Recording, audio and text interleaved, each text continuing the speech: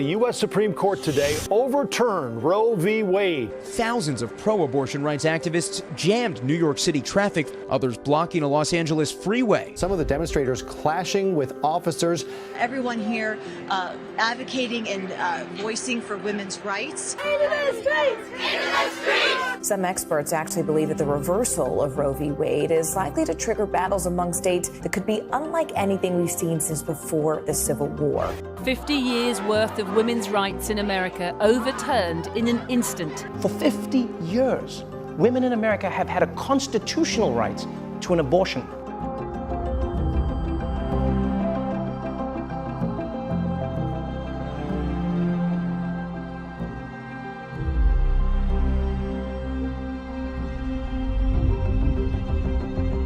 They're just telling me right now that the Dobbs case is coming out right now. The Constitution does not ignore a right to abortion! We will abolish abortion! Reversing Roe doesn't make abortion illegal throughout America. The decision of abortion was sent back to every state legislative body. So in post-Roe America, many states severely restrict abortion. States like California, New York, Massachusetts, Illinois fight to allow abortions to be legal in their state through and up until the moment of birth. Many see the law as a teacher. When Roe versus Wade and Doe versus Bolton were handed down in 1973, you immediately saw a spike in abortion numbers throughout our land, and that is because the Supreme Court said it was legal. In some states, unborn children have the right not to be drugged inside their mother's wombs. The unborn child in many states could be considered an heir. In some states, unborn children who are murdered with their mother, the assailant attacks the mother and both the mother and the baby die.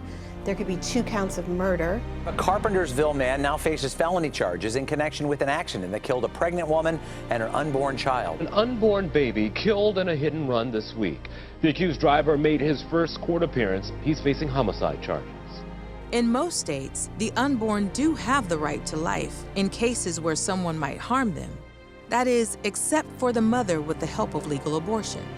Sure enough, most women in the counsel of an abortion clinic are not told that the procedure is harming anything. So often you'll hear people say, well, it's legal. You know, it must not be wrong. Speaking just personally as a post-abortive woman, if abortion had been illegal, I would not have sought an abortion back in 2001. I sought help in the first place that popped up on the search engine. Roe v. Wade in 1973, on a cold day in January, invalidated life-protecting laws from coast to coast. Before 1973, a few states had begun to legalize abortion, at least in some limited circumstances.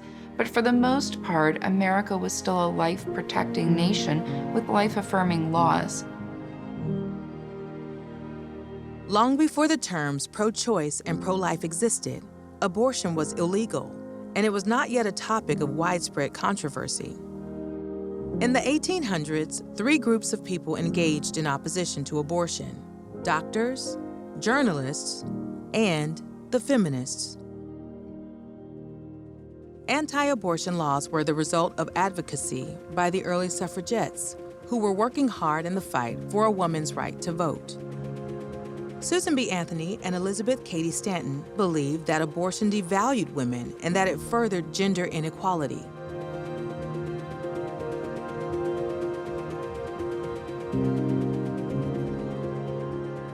By 1880, nearly every state and territory had made it a serious crime to induce abortion, unless the mother's life was in danger. Most of these state laws against abortion would remain unchanged for almost a century. The danger to women from abortion dropped sharply after the introduction of penicillin in the mid-1940s. And the medical profession started to falter in its opposition to abortion. Books and publications played a major role in influencing the American public towards sexual liberalization. In the early 1960s, Playboy started to publish articles that endorsed abortion. It was the first major consumer magazine to advocate for legal abortion on demand. In 1967, Colorado and California decriminalized abortion in limited cases. Then in 1970, Hawaii, Alaska, Washington, and New York allowed unrestricted abortion up to 24 weeks. And just 3 years later, abortion laws in every state were struck down. On January 22nd, 1973, a fellow political science major came up to me and said, "Did you hear the news that happened today?" And I said, "No, what?" Of course, they said, "Well, President Johnson died." So I rushed back to my fraternity house, turned on the television to get a midday report, and sure enough, there it was on President Johnson. But then the reporter said, "In a landmark ruling, the Supreme Court today legalized abortions. Abortions may be regulated, but not prohibited by state law and for the benefit of the mother's health alone. Only in the final stages of pregnancy may states intervene and say no to abortion."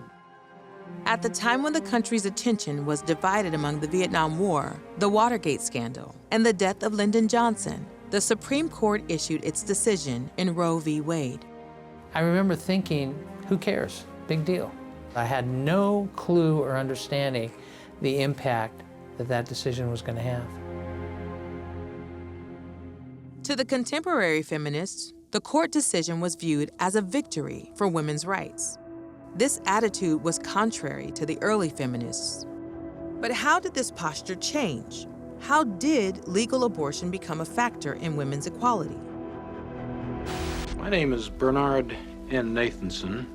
I'm a physician, practicing obstetrician and gynecologist.